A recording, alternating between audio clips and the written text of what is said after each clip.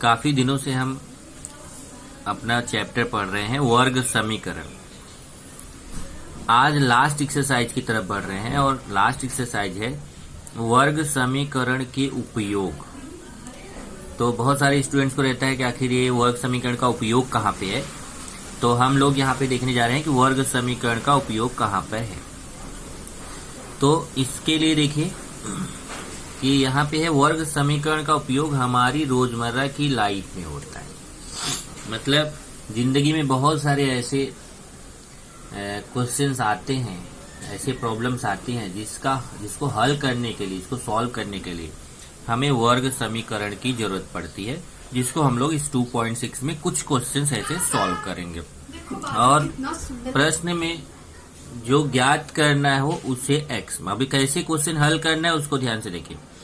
तो उसमें पहला पॉइंट है प्रश्न में जो ज्ञात करना हो उसे एक्स मानो। मतलब प्रश्न में जो पता करना है कुछ ना कुछ तो उसमें ज्ञात करने के लिए रहेगा, जो ज्ञात करने के लिए उसको एक्स मानो। अब आप बोलेंगे इसके पहले रहता था, तो ध्यान रखिए इसके पहले जो आप 1.5 में पढ़ते थे उसमें दो चीजें निकालनी रहती थी। तो एक को एक्स मानते थे, एक को वाई। कभी कभी वैसा क्वेश्चन यहाँ पे भी आपको दिखेगा कि दो चीजें निकालनी रहेगी, तो आपको वहां डिसीजन लेना पड़ेगा कि क्या दोनों में आपस में कोई ऐसा संबंध दिया है कि एक चरांक से दूसरे को निकाल सकते हैं। तो अगर आप एक्स और दो चीजें निकालनी हो और अगर आप एक्स और वाई दोनों मान लेते हैं तो भी वो वर्ग समीकरण बनना रहेगा, तो बन जाएगा। तो अगर एक चीज निकालना है तब तो टेंशन नहीं है, प्रश्न में जो निकालना है उसी को एक्स मानो। लेकिन कभी कभी अगर दो चीजें निकालनी है तो फिर वहां पे देखना है कि एक को एक्स दूसरे को वाई आप मान सकते हो, या फिर मैं यहाँ पे दिखाऊंगा कि बिना वाई माने भी आपका केवल एक्स मान के भी क्वेश्चन हो सकता है। तीसरा पॉइंट है प्रश्न में दी गई शर्त के अनुसार एक्स में वर्ग समीकरण प्राप्त करो। मतलब प्रश्न में कोई तो शर्त दी रहेगी, उस शर्त के अनुसार आपको एक्स में वर्ग समीकरण प्राप्त करना रहेगा। जो शर्त है उस शर्त को जब आप उस शर्त के अनुसार चलेंगे तो अपने आप वर्ग समीकरण बन जाएगा। नेक्स्ट है चौथा, वर्ग समीकरण हल करके एक्स के दो मान ज्ञात करो। तो ध्यान रखो यहाँ पे लिखा वर्ग समीकरण को हल करो। वर्ग समीकरण को हल करने की तीन विधियां मैंने आपको पढ़ाया है। एक गुणनखंड विधि, दूसरा पूर्णवर्ग विधि, तीसरा सूत्र विधि। इन तीनों में से कोई भी सूत्र का प्रयोग करके आप, कोई भी विधि का प्रयोग करके आप x के दोनों मान ज्ञात कर लीजिए। तो तीनों में से कोई भी विधि का प्रयोग आप कर सकते हैं। मैं ज्यादातर आपको यहाँ पे गुणनखंड विधि करता दिखाई दूंगा, पर आप बाकी दोनों में से भी कोई विधि का यूज करेंगे तो भी आपको चलेगा। पांचवा पॉइंट है दोनों मानों में से उचित मान जो समीकरण की शर्तों को संतुष्ट करता है वही समीकरण का हल होता है। अब उसमें जो दो मान प्राप्त होंगे ना, उसमें एक मान जो रहेगा वो सही रहेगा, एक मान सही नहीं रहेगा। ये भी ध्यान दीजिएगा, दो मान प्राप्त होंगे लेकिन उसमें एक मान ऐसा रहेगा जो सही होगा, एक मान जो है वो सही नहीं होगा। वो डिपेंड करेगा ज्यादातर उस क्वेश्चन के आधार पर। ज्यादातर तो ऐसा रहता है कि रीड में रहता है तो रीड में वो मान्य नहीं होता। तो ऐसे वहां पे क्वेश्चन के हिसाब से मैं आपको बताऊंगा, आप देखोगे तो आपको समझ में आएगा कि एक मान जो है वो उचित रहेगा और दूसरा मान उचित नहीं रहेगा। तो जो उचित मान है उसी को हमें लेना रहेगा। एक्स के दो मान रहेंगे, उसमें से एक जो उचित वाला मान है वो लेना है, जो उचित मान नहीं रहेगा उस क्वेश्चन के हिसाब से उसको नहीं लेना है। इसमें एक छठवां पॉइंट है, अगर दो क्रमिक प्राकृत संख्याएं बोला है, ध्यान रखना प्राकृत संख्याएं क्या होती हैं। प्राकृत संख्याओं में एक एक का अंतर रहता है, जैसे 1, 2, 3, 4, ये देखिए सब में एक एक का अंतर है। तो अगर आपको प्राकृत संख्याएं लेना होता है, दो क्रमिक प्राकृत संख्याएं, तब आप x लेंगे, x प्लस 1 लेंगे। पहला x लिया, दूसरा x प्लस 1 लिया। लेकिन अगर दो क्रमिक सम या विषम संख्याएं लेनी है तो सम या विषम संख्या देख लीजिए। सम संख्या 2, 4, 6, 8, विषम संख्या 1, 3, 5, 7, इन सब में देखो दो दो का अंतर है। 2 में 2 जोड़ेंगे 4, 4 में 2 जोड़ेंगे 6, 6 में 2 जोड़ेंगे 8, 1 में 2 जोड़ेंगे 3, 3 में 2 जोड़ेंगे 5, 5 में 2 जोड़ेंगे 7। तो यहाँ पे एक एक का अंतर था संख्याओं में, यहाँ कितने कितने का अंतर है, 2 2 का। इसीलिए दो क्रमिक सम या विषम संख्याएं जब लेने के लिए बोलेगा तो x, पहला x, दूसरा x+2 लेना है। तो ध्यान रखिए, अगर दो क्रमिक प्राकृत संख्याएं हैं तो एक को x, दूसरे को x+1, एक का अंतर करके लेना है।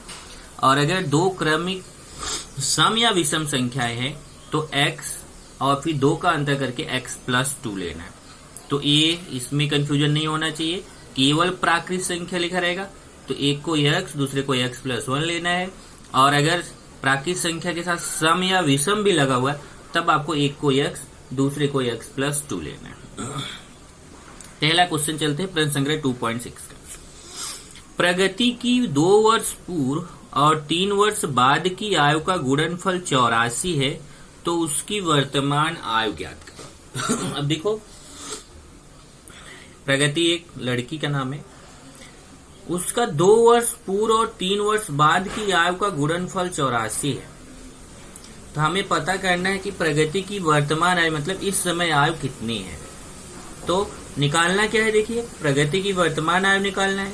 तो क्या पॉइंट था कि जो निकालना उसी को x मानना है। तो माना प्रगति की वर्तमान आयु x वर्ष है, तो वर्तमान आयु निकालना था तो वर्तमान आयु को हमने x वर्ष मान लिया। 2 वर्ष पूर्व प्रगति की आयु, अब देखिए यहाँ पे बोला है 2 वर्ष पूर्व, तो 2 वर्ष पूर्व प्रगति की आयु कितनी होगी।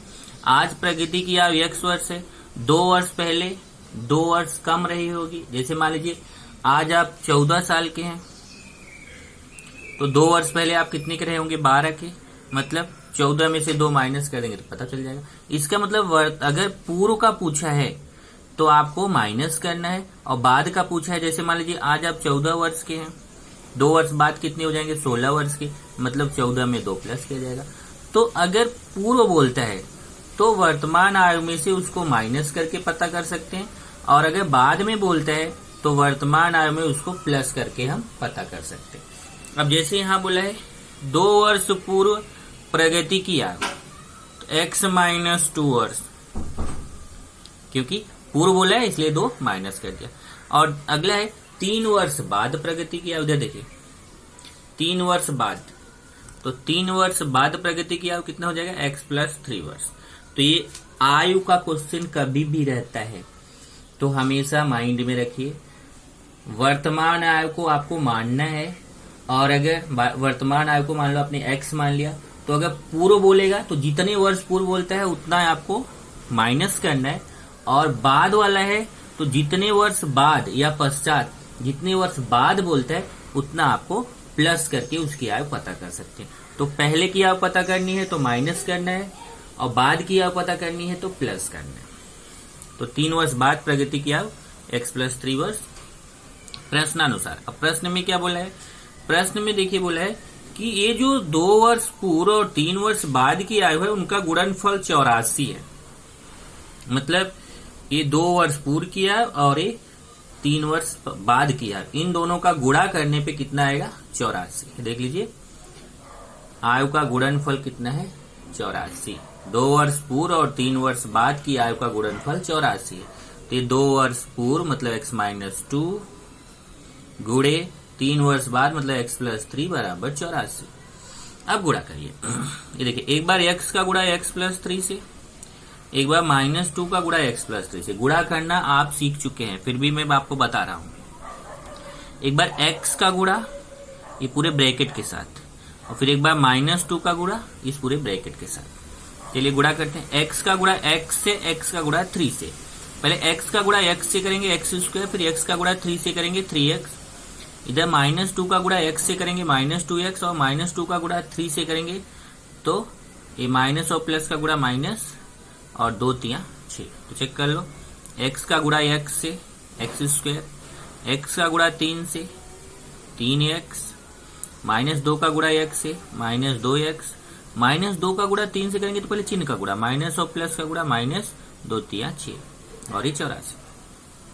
ये देखिए सजाती पद है 3x - 2x, तो 3x में 2x जाएगा तो कितना बचेगा, 1x बचेगा।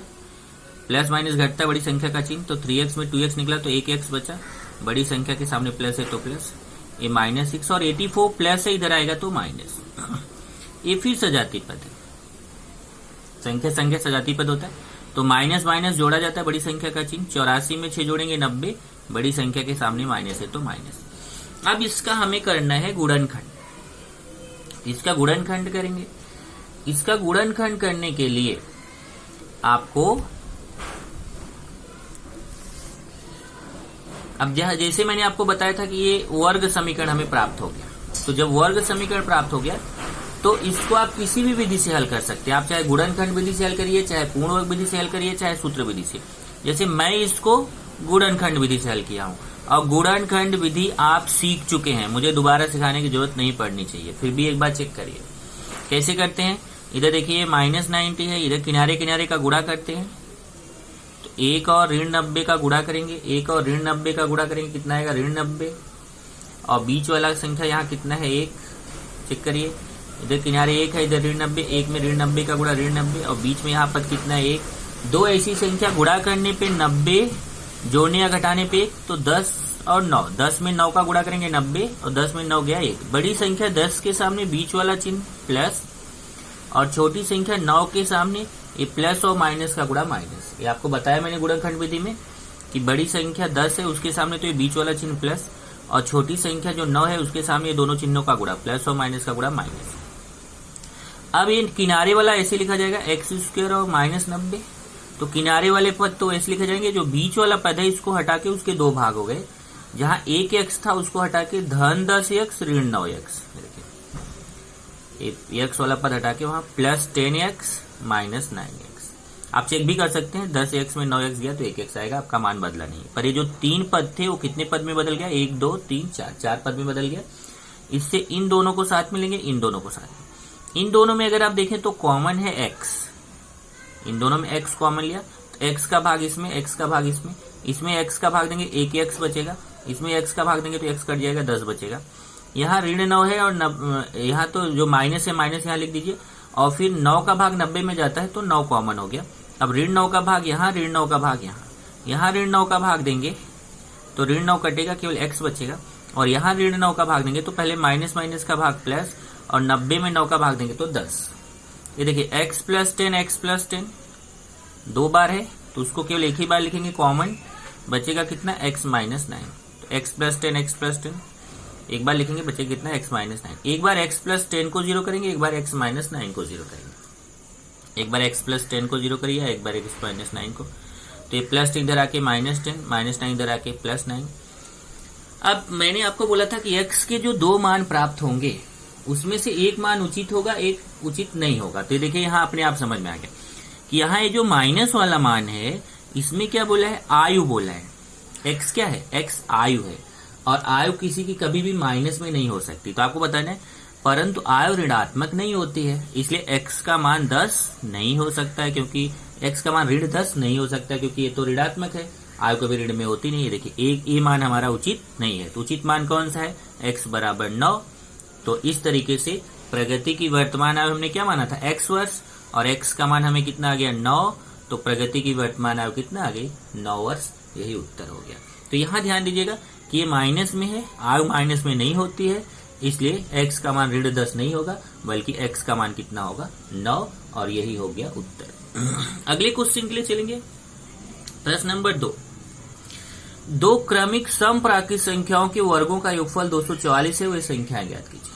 अब ध्यान से देखिए, यहाँ बोला है समप्राकृत संख्याएं, और अभी आपको बताया था मैंने कि सम संख्या या विषम संख्या लेना है तो ऐसे लेना है, एक को x लेना है, एक को x + 2 लेना है।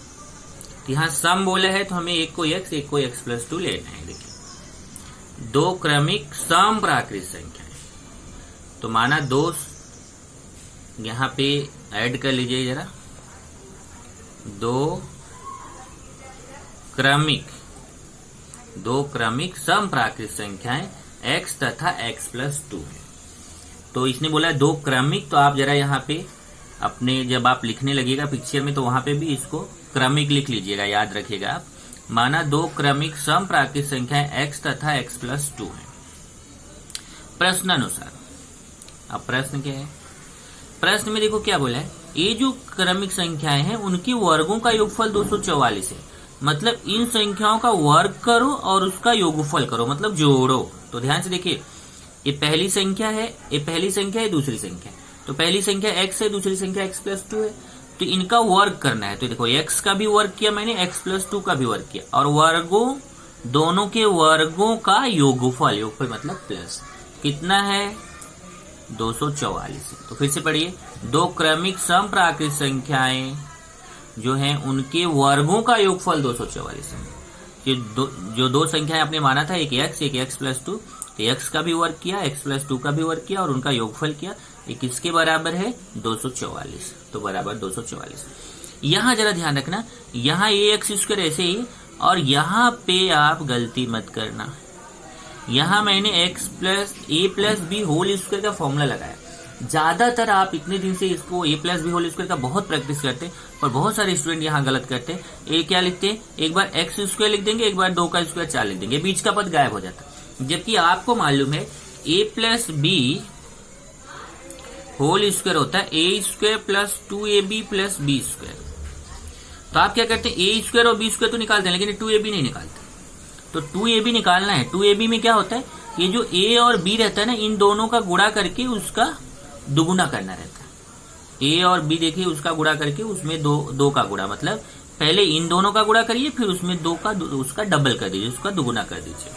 चलिए वही मैं यहाँ करने जा रहा हूँ। इधर देखिए, ये तो एक्स स्क्वायर, वैसे ही इधर एक्स स्क्वायर और इधर बीच का पद, तो मैंने क्या बोला था, पहले इन दोनों का गुणा करिए। तो 2 में x का गुणा करेंगे 2x, और उसमें भी 2 का गुणा करेंगे तो 4x हो जाएगा, और इधर 2 का स्क्वायर 4, तो a स्क्वायर प्लस 2ab, तो ये 2ab वाला पद है, ध्यान रखना, 2x उसका दुगुना 4x और 2 का स्क्वायर 4, ये 244। इधर एक्स स्क्वायर जुड़ के कितना हो जाएगा 2x स्क्वायर, इधर एक्स स्क्वायर जुड़ के 2x स्क्वायर होगा, और 244 बराबर इधर आएगा तो माइनस 244, तो 2x स्क्वायर हो गया, और ये 244 इधर आया तो माइनस 244। इधर फिर ये सजाती पद है, तो प्लस माइनस घटता बड़ी संख्या का चिन्ह, तो इधर 244 में 4 घटाएंगे 240, बड़ी संख्या के सामने माइनस। अब ये सब में 2 का भाग जाएगा, देखिए सब में 2 से भाग जा रहा है, तो मैंने सब में 2 से भाग देने पर सब में 2 से भाग दे दिया। इसमें भी 2 का भाग, इसमें भी 2 का भाग, इसमें भी 2 का भाग। यहाँ 2 का भाग देंगे 2 कटेगा एक्स स्क्वायर, यहाँ 2 का भाग देंगे तो 2 दूना 4 2x आएगा, यहाँ 2 का भाग देंगे 240 में 2 का भाग देंगे 120 आएगा। अब इसका गुणनखंड करेंगे। अब गुणनखंड मुझे सिखाने की जरूरत नहीं, क्योंकि आप सीख चुके हो। एक और ऋण 120 का गुणा किया, ऋण 120, बीच वाला पद कितना है 2 ऐसी संख्या गुणा करने पे 120, जोड़ने घटाने पे 2, तो 12 और 10, 12 में 10 का गुणा करेंगे 12 में 120 होता है, और 12 में 10 घटाएंगे तो 2। बड़ी संख्या 12 के सामने बीच वाला चिन्ह प्लस, छोटी संख्या 10 के सामने प्लस और माइनस का गुणा माइनस। चेक करिए, बड़ी संख्या 12 के सामने बीच वाला चिन्ह प्लस, छोटी संख्या 10 के सामने प्लस और माइनस का गुणा माइनस। अब यहां पे क्या करेंगे, ये जो बीच किनारे वाला पद वैसे लिखेंगे एक्स स्क्वायर और माइनस 120। ये जो बीच वाला पद है ना 2x, उसको हटा के 2x को हटा के वहां प्लस 12x माइनस 10x। तो ध्यान रखिए, 2x को हटाएंगे वहां प्लस 12x और माइनस 10x लिखेंगे। अब ये जो 3 पद था वो 4 पद में बदल गया, 1 2 3 4, 2 को 7 2 को 7। यहाँ x कॉमन है तो x का भाग यहाँ, x का भाग यहाँ x बचेगा, यहाँ x का भाग देंगे तो 12 बचेगा। यहाँ 10 है, 10 का भाग 120 में जाएगा, तो ऋण 10 कॉमन ले लिया, ऋण 10 का भाग यहाँ, ऋण 10 का भाग यहाँ ऋण 10 कटेगा तो x बचेगा। यहाँ ऋण 10 का भाग देंगे तो बोले ऋण का भाग धन, 120 में 10 का भाग देंगे तो 12, x प्लस 12 दोनों में कॉमन है, बचेगा x माइनस 10। एक बार इसको 0 करो, x प्लस 12 को 0, एक बार x माइनस 10 को 0, प्लस 12 उधर जाके माइनस 12, माइनस 10 उधर जाके प्लस 10। ये देखिए 2 मान आ गए, पर यहाँ पे अब देखना है कौन सा उचित मान है। अगर आप देखें तो ये ऋणात्मक मान है, तो माइनस में मान नहीं हो सकता। प्राकृत संख्या ऋणात्मक नहीं होती है, क्योंकि प्राकृत संख्या 1 से शुरू होती है, हमेशा प्लस में रहती है। तो ये x का मान 12 नहीं हो सकता। तो x का मान 12 नहीं होगा तो x का मान कितना हो जाएगा 10। इसका मतलब ऋण 12 मान नहीं हो सकता, x का मान ऋण 12 नहीं होगा, बल्कि x का मान 10 होगा। तो पहली संख्या क्या है x मतलब 10, और दूसरी संख्या क्या है x प्लस 2, तो x का मान 10 रख दिया, 10 धन 2 12, एक संख्या 10 हो गई, दूसरी संख्या 12 हो गई। इस तरीके से अभीष्ट क्रमिक प्राकृत सम संख्या क्या हो गई, एक 10 और दूसरा 12। ये आपका आंसर है।